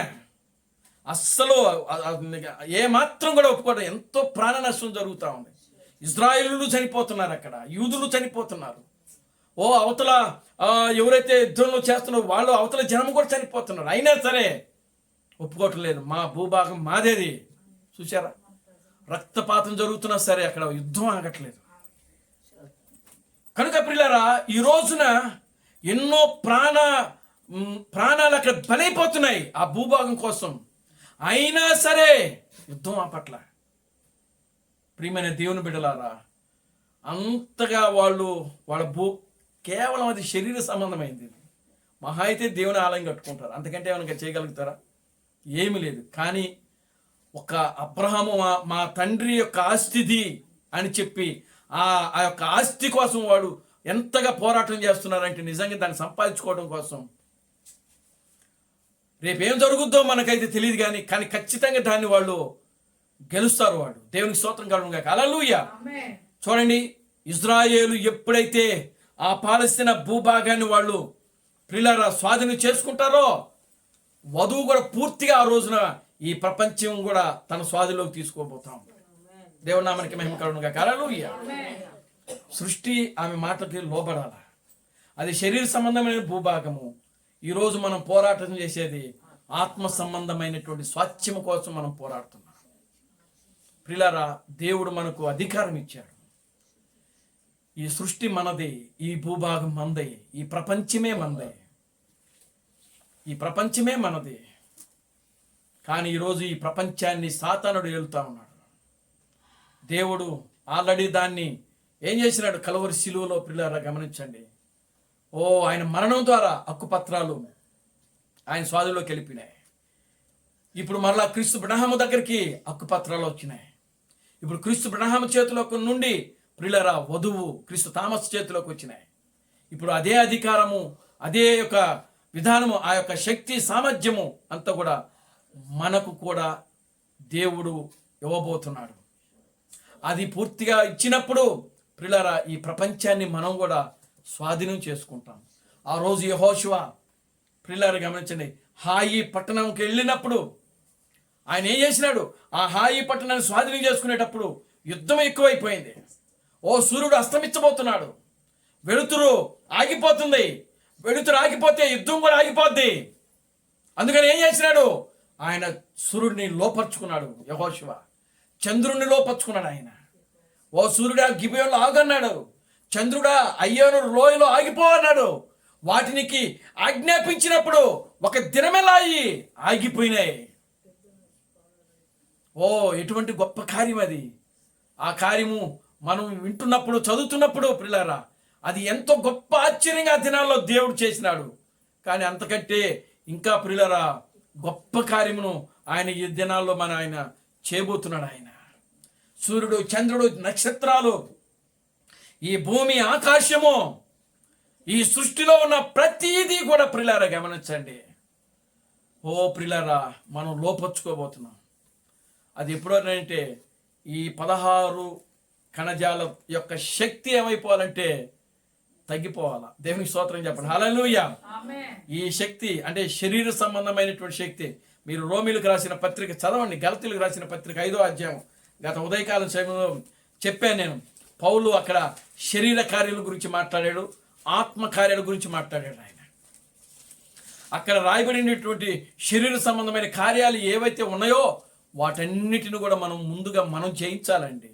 నీ శరీరము నీ స్వాధిలోకి రావాలా. అది శరీర కార్యములు స్పష్టమై ఉన్నవి.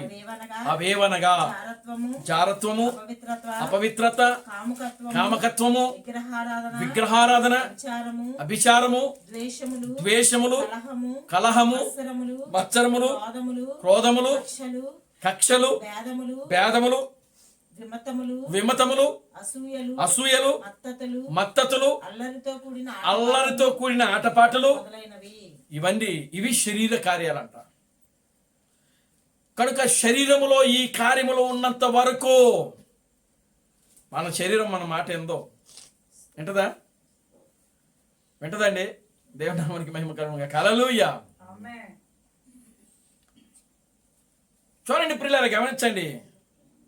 కనుక శరీరాశలను మనం జయించాలి, నేత్రాశలను మనం జయించాలి. అందుకే క్రీస్తు థామస్ ఏం చెప్పినాడు? ఆయన మీరు కనీసం ఒక్కరోజన్నా ఉపవాసం ఉండి ప్రార్థన చేయండి.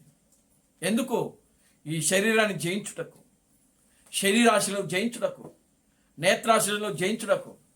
యేసుక్రీస్తు ఎందుకున్నాడు 40 రోజులు ఉపవాస ప్రార్థన? ఆయనకు శరీరాశలు లేవా? నేత్రాశలు లేవా? జీవపుటము లేదా అంటే అన్నీ ఉన్నాయి ఆయనలో కూడా. దేవునికి స్తోత్రం కలుగుగా. హల్లెలూయా. కానీ వాటన్నిటిని ఏం చేసినాడు? ఆయన జయించాడు. శరీరాశలను జయించాడు. ఆయన శరీర కోరికలను జయించాడు, నేత్రాశలను జయించాడు, జీవపు డంబాన్ని జయించాడు యేసుక్రీస్తు. అవి జయించుటకే ఆయన అంటున్నాడు, నా అంతటా నేను పోరాటం చేయవలసిన పోరాటం ఒకటి ఉన్నది. ఏమిటా పోరాటము? శరీర ఆశలు. దేవునామకి మహిమ కలుగుగా. హల్లెలూయా. వాటన్నిటిని ఆయన ఏం చేసినాడు? జయించాడు. ప్రతి యొక్క శరీర కోరికలను జయించాడు. ఆయన జయించి ఆ శరీరాన్ని ముందు ఆయన ఏం చేసుకున్నాడు తెలుసా? పూర్తిగా తన యొక్క స్వాధీనంలోకి తెచ్చుకున్నాడు యేసు. ఆయన చేసిన పోరాటంలో మొట్టమొదటిగా ఆయన జయించింది తన శరీరాన్ని తన కంట్రోల్లోకి తెచ్చుకున్నాడు. ఆయన ఈరోజు ప్రియులారా, మన యొక్క శరీరం కూడా మన కంట్రోల్లోకి రావాలా. అది కానీ జయించగలిగితే ఈ ప్రపంచాన్ని నువ్వు జయించినట్టే. ఇంకా దేవునికి స్తోత్రం కలుగుగా. హల్లెలూయా. నీకు ఇంక రోగాలు ఉండవు. నువ్వు నీ శరీరాన్ని జయించితే నీకు రోగం అనేది ఉండదు, బాధలు ఉండవు, దుఃఖం ఉండదు, వేదన ఉండదు. దేవునామానికి మహిమ కలుగుగా. హల్లెలూయా. నీ జీవితమే ఒక 1000 ఏళ్ల పరిపాలనలాగా మారిపోతుంది. అది 1000 ఏళ్ల పరిపాలన అంటే. దేవునామానికి మహిమ కలుగుగా. హల్లెలూయా. నీ శరీరాన్ని నువ్వు కంట్రోల్లోకి, నీ స్వాధిలోకి తెచ్చుకోవటమే. ఏమంటున్నా, ఏం చేయండి? ఈ శరీరాశలు జయించలేకపోతున్నాను అంటున్నారు కొంతమంది. ఏమండి? ఏం జయించలేకపోతున్నారంట? శరీరాశలు, శరీర కోరికలు జయించలేకపోతున్నారు. మరి జయించలేనప్పుడు ఇక నువ్వు ప్రియులారా, రేపు భవిష్యత్తులో మనం ఈ భూమిని, ఆకాశాన్ని ఎలా మనం స్వాధీనం చేసుకోగలుగుతాం? అందుకని పౌలు ఇక్కడ ఏమంటున్నాడు? ముందు వాటిని జయించండి, వాటిని లోపర్చుకోండి, మీ శరీరాన్ని మీరు కంట్రోల్ చేసుకోండి. చికెన్లు, మటన్లు తినడం ఆపండి. ఒక విధంగా చెప్పాలంటే ఈ రోజున వాటి వల్లనే శరీర కోరికలు ఎక్కువైపోతున్నాయి. దేవునామానికి మహిమ కలుగుగా. హల్లెలూయా. రోగాలు వాటి వల్లనే, వీటి వల్లనే రోగాలు. మానవుడు ఉండవలసినటువంటి విధానములో వాని యొక్క జీవనోపాధిని సాగించడం లేదు ఈ రోజున. వాటికి మితిమించిపోతున్నారు ఈ రోజున. అందుకనే రోగాలు, బాధలు, కష్టాలు, శోధనలు ఇవన్నీ వస్తున్నాయి. కనుక ప్రియమైన దేవుని బిడ్డలారా, దేవుడు ఈ రోజున ఇదిగో సాత్వికులు ధన్యులు, వారు భూలోకమును. కనుక ప్రియులారా, మనిషికి కోపం వస్తూ ఉంటుంది. ఎందుకు వస్తుంది కోపం? ఎందుకు వస్తుంది కోపం? దేనివల్ల వస్తుంది? బీపీ పెంచుకుంటే వస్తుంది. బీపీలు దేనివల్ల వస్తాయి? చికెన్ తింటే వస్తుంది బీపీ. ఉప్పు, కారం తినటం వల్ల రాదంట. మన ఒక ఆయన చెప్తున్నాడు, దేవునామానికి మహిమ కలుగునుగాక. హల్లెలూయా. మీరు ఎంతైనా కారం తినండి అని చెప్తున్నాడు ఆయన. కానీ ఉప్పు మాత్రం తినొద్దు, ఉప్పు మాత్రం చప్పిడి తినను అన్నాడు. అంటే అంత కారం వేసుకొని ఉప్పు వేసుకోకపోతే ఏమైనా ఉంటుందా? చూడండి ప్రియులారా, దేనికి దానికి సమపాల్లో ఉండాలా, అంతేగాని మితిమించి మానవుడు ఏది కూడా చేయడానికి వీల్లేదు. దేవుడు కూడా అదే చెప్పాడు. ఆయన తగు మాత్రమే చేయండి అని చెప్పాడు ఆయన. దేవునామానికి మహిమ కలుగునుగాక. హల్లెలూయా. ఏది కూడా మానవుడు ప్రియులారా మితిమించినటువంటి కోరికలు, మితిమించినటువంటి ఆలోచనలు, ఏమండి, మితిమించినటువంటి అన్నీ కూడా ప్రతీది కూడా ప్రియులారా. కనుక మనం చాలా జాగ్రత్తగా ఉండాలి ఈ రోజున. అవన్నీ జయించాలని అంటే ప్రియులారా, మనము మన కంట్రోల్లో ఉండాలి. మన నోటిని మనం కంట్రోల్లో తీసుకోవాలి. మన చూపుని మనం కంట్రోల్లో తీసుకోవాలి.